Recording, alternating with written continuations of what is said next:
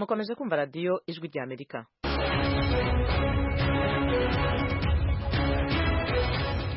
radiyo ijwi rya Amerika ivugira i Washington DC mu Kirundi no mu Kinyarwanda. Mudukurikira kuri FM 104.3 mu Rwanda.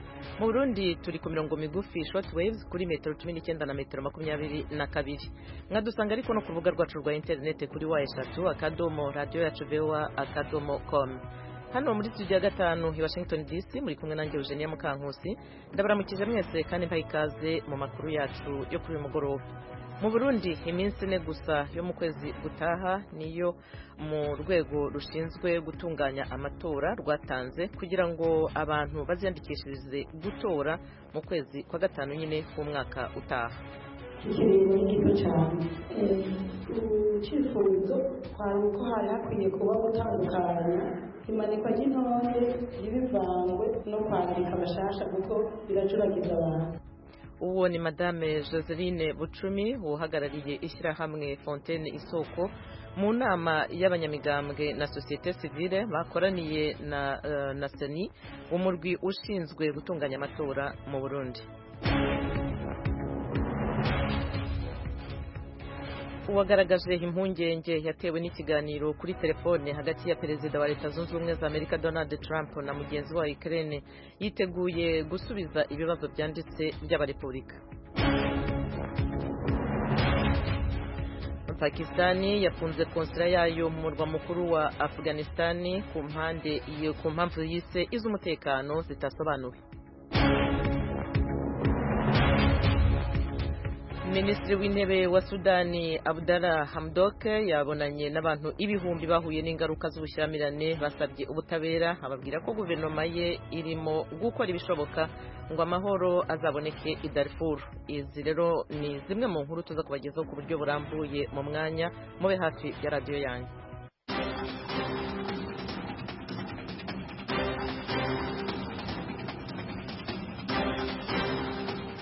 Tuherera ku makuru havugwa hirya no hino ku isi. Avoka wunganira uwagaragaje impungenge yatewe n'ikiganiro kuri telefone hagati ya perezida wa Leta Zunze Ubumwe za Amerika Donald Trump na mugenzi we wa Ukraine bikaba byaratumye inteko ishinga amategeko ikora amaperereza yavuze ko uwo yunganira yiteguye gusubiza ibibazo byanditse by'abarepubulika.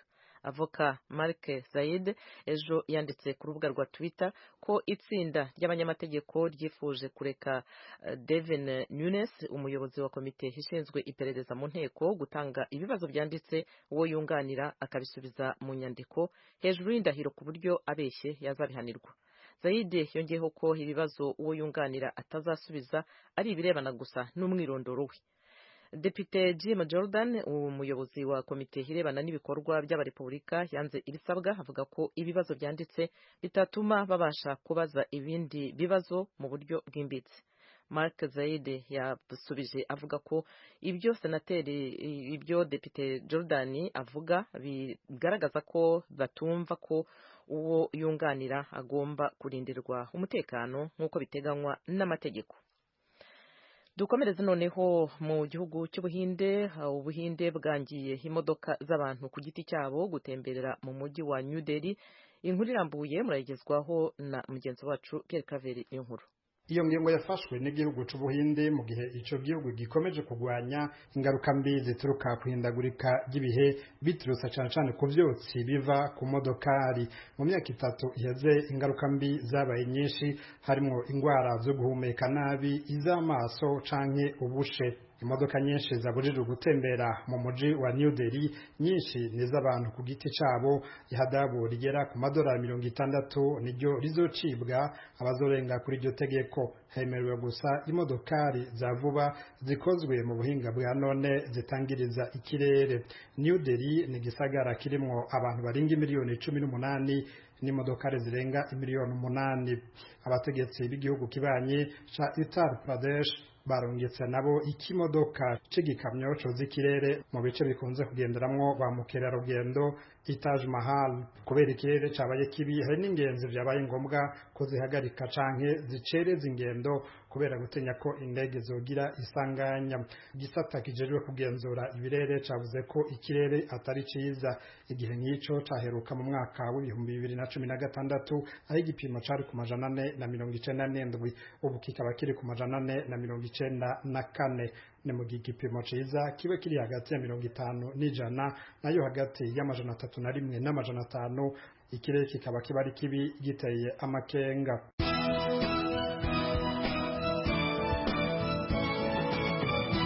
Amakuru y'ijwi ry'Amerika arakomeje. Pakistani yafunze konsula yayo mu murwa mukuru wa Afghanistan yavuze ko hari ku mpamvu z'umutekano zitasobanuwe. Minisitiri w'ububanyi n'amahanga wa Pakistani yavuze ko uwari uyoboye ambasade yayo muri Afghanistan yahamagajwe kugira ngo asobanure impungenge zishingiye ku mutekano w'abadiplomate bayo i Kabul. Mu itangazo Pakistani yavuze ko abakozi bo muri ambasade bazitiwe ku muhanda kandi ko imodoka zabo nazo zagonzwe n'amapikipiki ubwo zari zerekeje kuri ambasade. Umubano hagati y'ibihugu byombi umaze igihe utameze neza. Afghanistan ishinja abayobozi b'abarwanyi b'abatalibani gukoresha ubutaka bwa Pakistani mu kugaba ibitero by'inyeshyamba ku ngabo z'igihugu n'izamahanga. Ibyo birego Pakistani irabihakana. Umunyamabanga w'Amerika ushinzwe umutekano w'imbere mu gihugu Robert O'Brien yemeje ko Ubushinwa bwakajije umutekano mu gice cya ruguru cy'inyanja mu gihe hari inama hagati ya Aziya y'Epfo na Thailand kuri zo mpagarara. Mugenzi wacu Pierre Claver niyo nkuru akomeze ibindi kuri inkuru. Uwo mutegetsi wa Amerika yavuze ati Beijing yakajije umutekano inatera ubwoba ibihugu biri muri ASEAN bituma igitoro ca gaz gifise agaciro k'ibihumbi 2,500 vy'amadolari ya Amerika kitinjira. Ivyo bikaba bitandukanye n'amategeko mpuzamakungu y'ubwumvikane no kubana neza hamwe no kubahana. Ivyo mbere ntivyumvikana mu gihe atagihugu na kimwe gikwiye gutwaza umukazo mu ngingo zishobora no kubangamira akarere kose. Uko niko uwo mutegetsi wa Amerika yavuze. Icegera c'umushikiranganji ajejwe imigenderanire w'Ubushinwa nawe yavuze amajambo biboneka ko yaratumbereye Amerika. Yavuze ko ibihugu vya rutura bikomeje kwisuka muri politike y'akarere mu gihe ako karere kagamije kwikemurira ibibazo. Ati turabandanya kubona ibihugu bitari vyo mu karere biza gushaka kubeshwaho n'amazi meza kandi atekanye yo mu nyanja yacu, ntibazanywe no kutworohereza ahubwo baje nk'uko imipfundi bikora mu mazi. Naho biruko abo bategetsi babiri barabonanye inyuma y'inama y'akarere barimwo. Umutegetsi wa Amerika yanasomye ubutumwa bwa Perezida Trump buhamagarira indongozi za ASEAN kuzo kwitaba inama idasanzwe yo mu mwaka uza muri Amerika.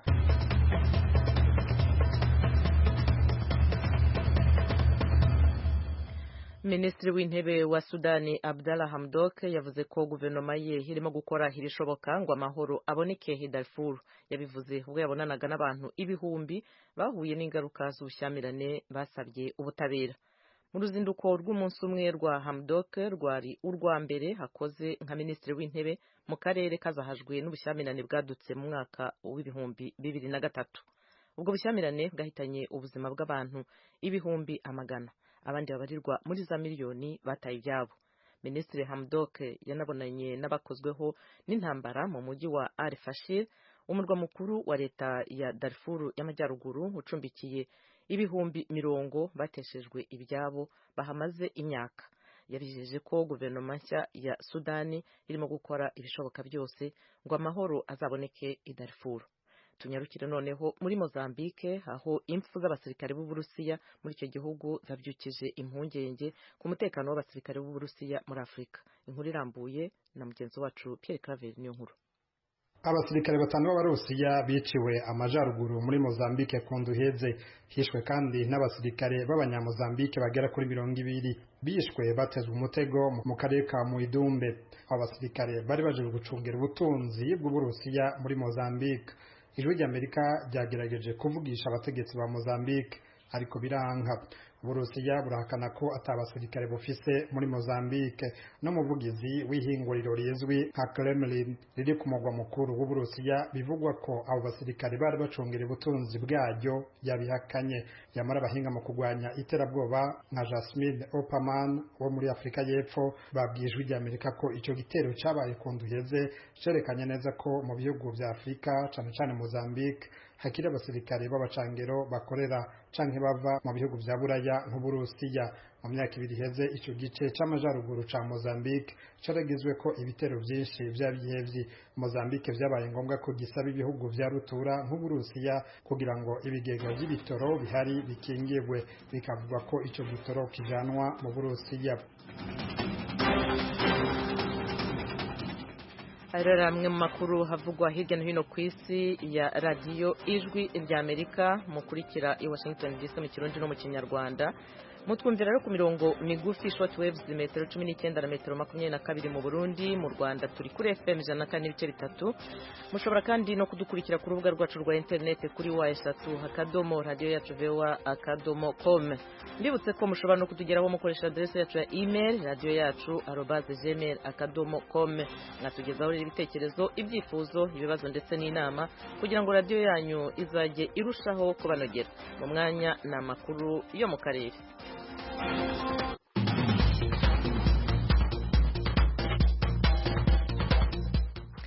Nyuma y'amezi hafi abiri Ben Rutabana wo mw'ishyaka RNC aburiwe irengero, umuryango we watangije gahunda yo kumutabariza wifashishije imbuga nkoranyambaga.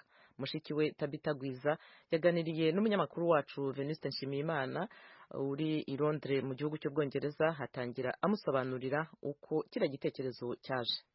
Igitekerezo cyaje tumaze kubona ko umuvandimwe amaze igihe kirekire aburiwe irengero. Murabizi ko ubuhare biri hafi no kumara amezi abiri, ubwo rero byatangiye tuzi ngo buracyaraza cyangwa se arakominika n'umuryango.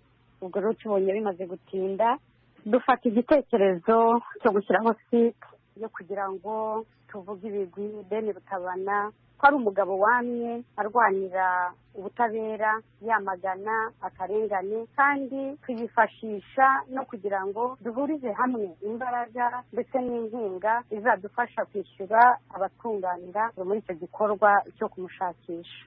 Nabonye mwakoresheje akayungiro #Free Ben Rutabana, no kuvuga ngo Rutabana narekurwe.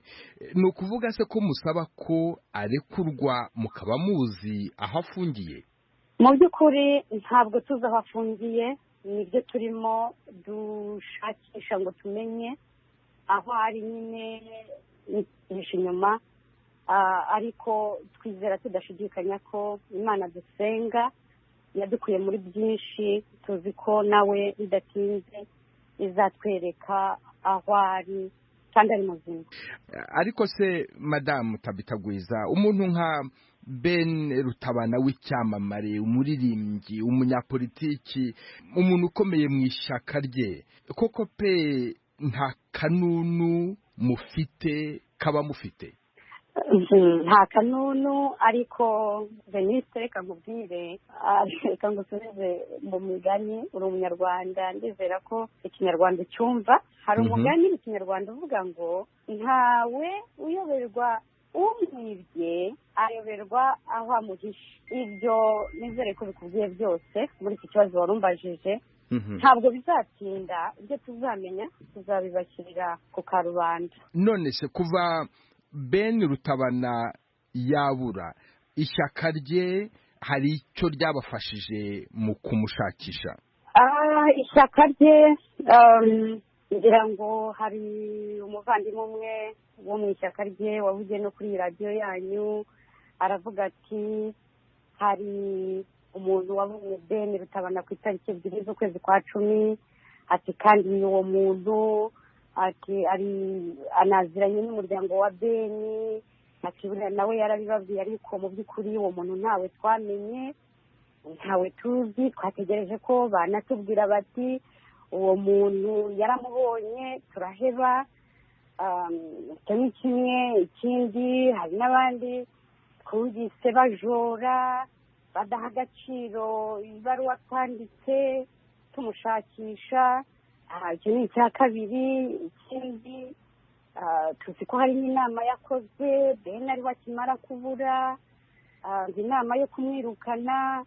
Ibyo byose byagiye bidushyira mu rujijo, biratuyobera, twibaza uko bimeze mu ishyaka rye, n'uwaba yarakoze ikosa yahanwa, ariko ntabwo byagera aha ngaha tubona. Icyo nakubwira Denise, icyo twifuza twebwe nk'umuryango ni uko umuntu wacu yaboneka kandi ari muzima. radiyo ijwi ry'Amerika Washington DC mu Kirundi no mu Kinyarwanda.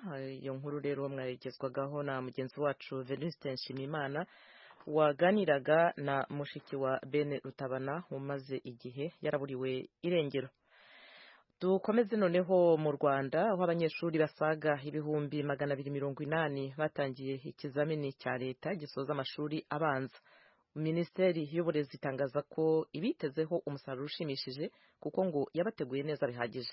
Ni mu gihe mu rwego rw'uburezi hakomeje kugaragaramo ibibazo byinshi binagira uruhare mu kudindiza ireme ry'uburezi mu Rwanda. Inkuru y'umunyamakuru w'Ijwi ry'Amerika i Kigali mu Rwanda, Eric Agirubusa.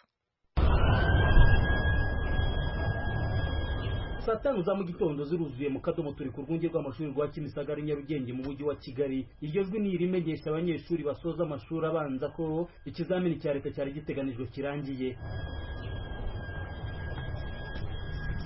Aha niho ku rwego rw'igihugu hatangirijwe ku mugaragaro ibizamini bisoza amashuri abanza. Bwana Isaac Munyakazi, umunyamabanga wa leta ushinzwe amashuri abanza n'ayisumbuye muri Minisiteri y'Uburezi yatangije ibi bizamini, yasabye abanyeshuri muri rusange gushingira ku bumenyi bahawe mu myaka 6 bamaze biga, maze bagahesha ishema ababyeyi babo, abarezi babo ndetse n'igihugu muri rusange. Umunyamabanga wa leta ushinzwe amashuri abanza n'ayisumbuye yabwiye itangazamakuru ko igihugu cyiteze umusaruro ushimishije kuri iyi nshuro kuko ngo cyateguye bihagije abanyeshuri batangiye ibizamini bya leta bisoza amashuri abanza. Nibwo bwa mbere abana bagiye gukora ikizamini byibuze barabajijwe ikizamini kitateguriwe mu mashuri yabo, bibaha amahirwe y'uko nta gihunga bari bukorane iki kizamini kuko bamaze iminsi bahura n'ibizamini bisa nk'ibi ngibi biriya twateguye. Ibyo rero biraduha icyizere mu by'ukuri ko n'umusaruro abana bazaduha muri uyu mwaka uzaba mwiza. Bwana Munyakazi yanibukije abanyeshuri ko bagombye kujya babanza gusoma amabwiriza arebana n'ibizamini kuko ngo hari abashobora gutsindwa kubera kutita ku mabwiriza. Yanasabye kutarangwa n'uburiganya bwo gukopera no gukopeza ibizamini. Bwana Munyakazi yasabye ababyeyi gukomeza kuba hafi y'abana babo muri ibi bihe bari gukora ibizamini bisoza amashuri abanza. Iyi minsi rero ni ugukomeza kuba hafi abana, kubaha umwanya uhagije, gutuza no gukomeza gukora ibizamini kugira ngo iyi minsi nanone igihunga ntikivirizemo kuba umwana yanatsindwa ibizamini bitwa ko yananiwe, ahubwo atsinzwe kubera kutakira ibihe rimwe na rimwe bafata ko ari ibihe bidasanzwe. Ugasanga n'umwana wari umuhanga aratsinzwe ukibaza ikibazo agize, ariko mu by'ukuri yarabuze za nama no kuba kumuba hafi, yaba ari ku barezi be, ababyeyi. Imibare itangwa n'ikigo cy'igihugu cy'uburezi REB iragaragaza ko mu mashuri abanza abana banditse bakora iki kizamini cya leta gisoza amashuri abanza basaga 286. Ni imibare biboneka ko yiyongereyeho ugereranije n'iyo mu mwaka ushize 2018. Abo nabo basagaga 255. Ikigo REB kikavuga ko biyongereye ku mpuzandengo ya 12%. Mu bakora iki kizamini cya leta cy'umwaka 2019 biboneka ko abakobwa barutaho abahungu 22,000 bisaga. Ku rwunge rw'amashuri rwa Kimisagara mu karere ka Nyarugenge mu mujyi wa Kigali hatangirijwe ku rwego rw'igihugu iki kizamini cya leta, hakoreye abanyeshuri bakabakaba 1000 bo mu bigo bitanu byo mu mujyi wa Kigali. Ijwi ry'Amerika ihagera saa 5 zo mu gitondo bagisohoka muri iki kizamini byabonekaga ko hari abafite akanyamuneza ku masura. Batubwiye ko bakibonye ku munsi wabo wa mbere. Harimo nyine ibyo tutazi n'ibyo tuzi. Ibintu byose bisi byo mwikaye kangwereka icyambere. Nuko nyine twagize ubwo kubyeka. Bababajije ibyo mwize? Ariko abenshi ntibabimenye. Bazanye ubuntu bworoshye. Byari byose nuko ari ubujiji bwacu. Aka bya bintu byari byose. Bazanye ibyo mu wa 6 gusa. Sibyo? Nukuvuga ngo muzabitsinda rero? Kubera Imana. tuzabitsinda nyine. erega baratubwiye ngo ujye wishyiramo kwizera, ugenda ujyanye umutima ukomeye kugira ngo wihe ukwizera. iyo utihaye kwizera uranatsindwa muri byose. harimo nka bitatu tutatwize. abantu batize ntabwo bazabikora, none se abantu bize ni gute babyica? wowe wabitsinze rero? ntabitsinze rwose. Ikigo cy'igihugu cy'uburezi REB kigaragaza ko hakorerwa ibizamini by'amashuri abanza naho hiyongereyeho ku mpuzandengo ya 4.1%. Mu cyumweru gishize imibare yashyizwe ahabona mu cyegeranyo cy'imiyoborere mu Rwanda igaragaza ko uburezi buri ku mpuzandengo ya 66.71% muri rusange. Igaragaza ko abagera ku burezi bari kuri 68.27%. Gahunda yo kugaburira abana mu mashuri iri ku gipimo cya 44.30%, mu gihe abata ishuri nabo bari kuri 33.56%. Icyo cyegeranyo cya RGB gishyira ireme ry'uburezi kuri 53.60%. Urwego rw'igihugu rw'imiyoborere RGB uvuga ko kimwe mu byasubije inyuma ku mpuzandengo ya 7.3% inkingi yo kuzamura imibereho myiza y'abaturage hari urusobe rw'ibibazo bikiri mu rwego rw'uburezi. Intumbero ya leta y'u Rwanda ni ukugira uburezi budaheza kuri bose. Ibi bizamini bisoza amashuri abanza byatangiye kuri uyu wa mbere tariki 9 z'ukwezi kwa 11, bizasoza ku wa gatatu w'iki cyumweru tariki 6 z'uku kwezi. Bagira ubusa ijwi rya Amerika i Kigali. Eric urakoze. Turacyari mu Rwanda. Amafaranga hacibwa abatwara ibinyabiziga banyoye ibisindisha birenze urugero agiye kujya yunganira mituelle de santé ubu itabasha guha abanyamuryango bayo ibyo bakeneye byose mu kwivuza. Inkuru irambuye muregezwaho n'umunyamakuru w'ijwi rya Amerika uri Kigali mu Rwanda, Asumuta Kaboyi. Umuyobozi ushinzwe ubwisungane mu kwivuza mituelle de santé mu kigo cy'igihugu cy'ubwishingizi RSSB Deogratias Ntigurirwa yabitangarije abanyamakuru mu mahugurwa bashoje ku wa 4 w'icyumweru gishize. Aya mahugurwa yaragamije gusobanura imikorere y'ubwishingizi mu Rwanda. Ntigurirwa avuga ko kubera ubushobozi budahagije bwa mituelle mu kuvuza abanyamuryango bayo, leta yafashe ingamba zo gushaka aho andi mafaranga yaturuka. Leta isobanura ko amafaranga 150 acibwa utwaye ikinyabiziga yanyoye inzoga zirenze urugero rwashyizwe kuri 0.08 azajya ashyirwa mu isanduku ya leta ajye kunganira mituelle. Leta ivuga kandi ko izanakura andi mafaranga mu bigo by'itumanaho ndetse n'azajya aturuka mu bikorwa byo gupimira ubuziranenge bw'ibinyabiziga. Bwana Deogratias Ntigurirwa avuga ko ubushobozi buzongererwa mituelle buzafasha abanyamuryango guhabwa ubuvuzi bugezweho, dore ko muri iki gihe hari ibyo batabonaga kubera mikoro make. Hari ubushobozi bafite. Nibaza ko rero abantu tugenda dutera imbere gahoro gahoro, hari ibyo bidashoboka, si uko ibyo dukeneye byose tubasha kubibona.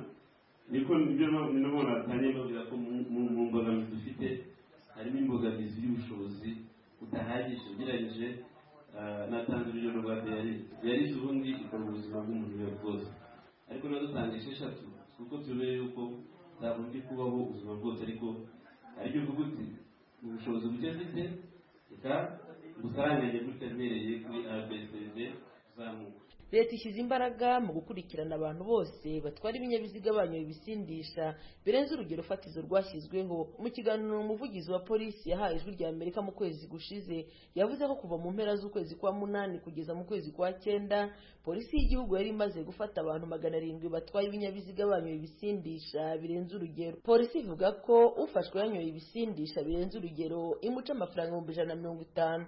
Ni ukuvuga ko mu kwezi n'igice abantu 700 baciwe miliyoni zisaga 100 ajyanwa kunganira mituelle. Leta kandi isobanura ko umugambi wo gukumira abantu batwara imodoka banyoye ibisindisha idateze kuwutezukaho, ahubwo iteganya mu gihe cya vuba kugabanya ibipimo yagenderagaho. Minisitiri w'ubutabera akaba ari intumwa nkuru ya leta Johnson Businge aherutse kubibwira itangazamakuru mu kiganiro cyahuje abanyamakuru na polisi y'igihugu mu mpera z'ukwezi kwa 10.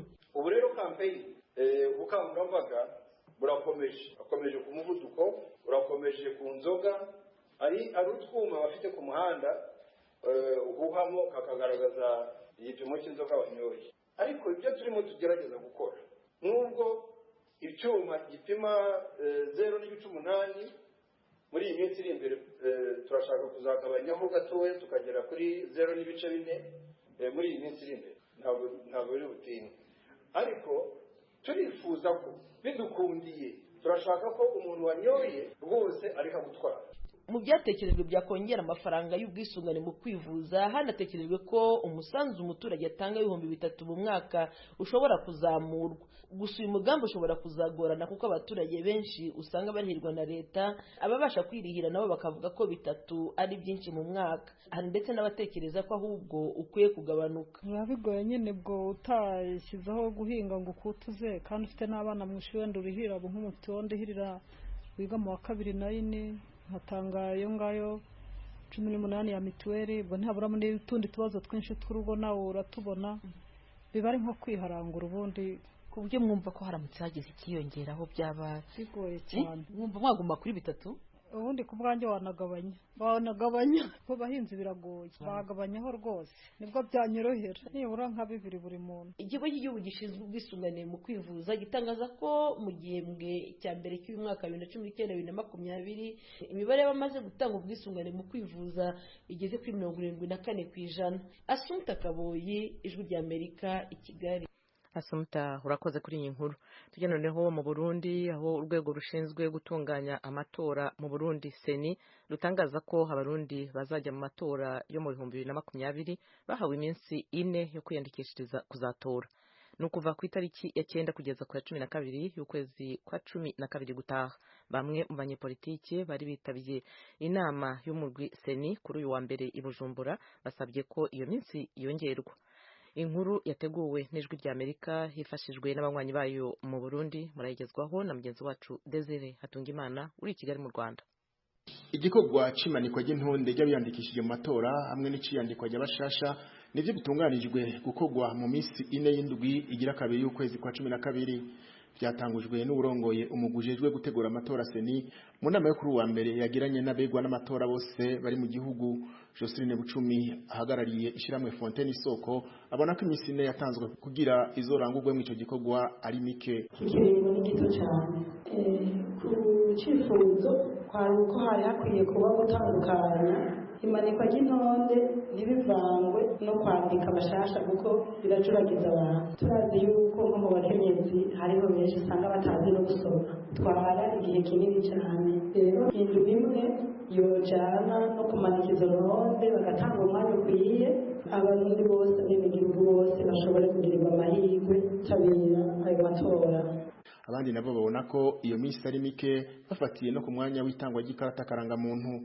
Umukuru w'unani Codipe avuga ko muri rusange ico gikorwa gitwara umwanya munini. Igihe cy'ubwirizwa shingiro ndibuka abantu bariko baraza kurondera za karanga muntu barinze baheza abantu badaheze. Abarundi bamenyereye kuja kurondera karanga muntu ku munsi wayo, none iyo minsi mutanga abo bantu bose bazoba biyandikishije. Isoko ry'Ijwi ry'Amerika kuri iyi nkuru rivuga ko muri rusange abitavye inama basa n'abakumiriwe n'iyi minsi yatanzwe kugira abazotora bashobore kwiyandikisha bose. Mu mugambwe CDP babaza nimba Seni yarisunze igitigiri gitarandikwa. Irigenekerezo mwatanze cyo kuva ku itariki 9 gushika kuri 12 z'ukwezi kwa 12 mwoba mwaritanze mwisunze ibiharo muba mwarakoze mwamuzi igitigiri cy'abantu batiyandikishije ku ntugu babangana. Urongoye umugujijwe gutunganya amatora Pierre Claver Kazihise yatanze inyishu kuri ivyo bibazo byose, avuga ko ku ruhande rwabo iyo minsi yakwa kuba myinshi agereranije n'ibibanza by'iyandikiro.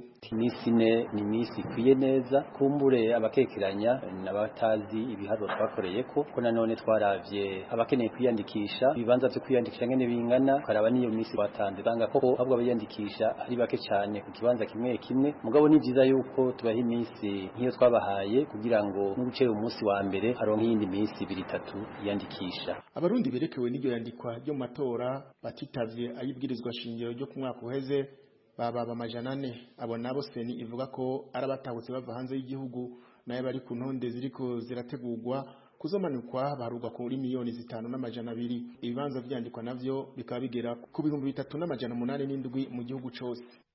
Urakoze cyane Desire Hatungimana kuri iyo nkuru yateguwe n'Ijwi ry'Amerika ifashijwe n'abanywanyi bayo mu Burundi. Mu kanya rero turaba dushoje ibiganiro byacu, tubibutsa ariko ko avoka wunganira uwagaragaje impungenge yatewe n'ikiganiro kuri telefone hagati ya perezida wa Leta Zunze Ubumwe za Amerika Donald Trump na perezida wa Ukraine yiteguye gutanga ibisubizo by'abarepublika ku buryo bwanditse. twabwiye kandi ko Pakistani yafunze konsula yayo mu murwa mukuru wa Pakistani yafunze konsula yayo mu murwa mukuru wa Afghanistan, bikaba byavuzwe na Minisitiri w'Ububanyi n'Amahanga wa Pakistan. Twababwiye rero yuko na Minisitiri w'Intebe wa Sudani Hamdok yavuze ko guverinoma irimo gukora ibishoboka kugira ngo amahoro aboneke i Darfur. Shutiro mwarimo duteze amatwi, tubashimiye mwese ko mwateze amatwi, tukaba tuboneyeho akanya ko gushimira abadufashe ku buhanga bw'ibyuma, Engineer Peter Handry na Fasil Gebeho. Ibiganiro byari bihagarariwe na Etienne Karekezi, kuri mikoro mwari kumwe nanjye Eugenia Mukankusi. Mukomeze rero kugira ibihe byiza, mwumva ibindi biganiro bya radio